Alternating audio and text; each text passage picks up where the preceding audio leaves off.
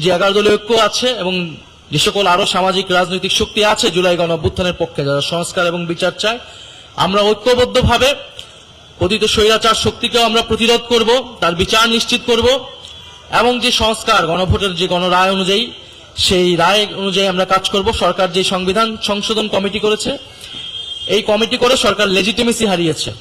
যে কোনো ধরনের পরিবর্তন যে তারা করতে চায় না এবং তাদের যে জনগণের আস্থা, সে আস্থাটি হারিয়েছে। ফলে সাংবিধানিক একটি সংকট তৈরি হয়েছে এবং জনগণের আস্থা তারা হারিয়েছে এবং জনগণের আস্থা যখন একটা সরকার হারায় তখন তাদের টিকে থাকতে হয় ক্ষমতার দাপট এবং সন্ত্রাসের উপর ভিত্তি করে। এবং সেটা কিন্তু সেই চিত্র বিগত 16 বছরে যেরকম আমরা দেখেছি, এখন কিন্তু আমরা দেখছি এই সরকার সেটা শুরু করেছে এবং শুরু করেছে ক্যাম্পাসগুলোর মাধ্যমে। কারণ যেহেতু জুলাই গণ অভ্যুত্থানের সবচেয়ে বড় ভূমিকা ক্যান্টনমেন্ট ছিল, আন্দোলনের দুর্গ ছিল হচ্ছে এই বিশ্ববিদ্যালয় ক্যাম্পাসগুলো।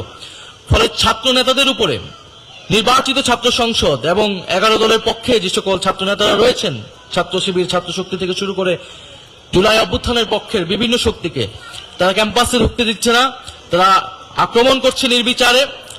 তো এই যে সন্ত্রাসের অভয়ারণ্যে তারা পরিণত করছে, আবারও ক্যাম্পাসগুলোকে দখলদার করার চেষ্টা করছে এবং পুলিশ, বিশ্ববিদ্যালয়ের প্রশাসন, আইন শৃঙ্খলা বাহিনী আবারও দলীয়করণ হয়েছে, তারা নিরপেক্ষ আচরণ করছে না। অর্থাৎ আমরা এটা আগেই বলেছি, এই কাঠামো, এই রাজনৈতিক সংস্কৃতি পরিবর্তন হবে না যদি গোড়ায় আমরা পরিবর্তন না করি, মৌলিক পরিবর্তন না করি। এটা কোনো ব্যক্তি প্রধানের, সরকার প্রধানের ব্যক্তিগত ইচ্ছার উপরে নির্ভর করে রাষ্ট্র পরিচালিত হয় না।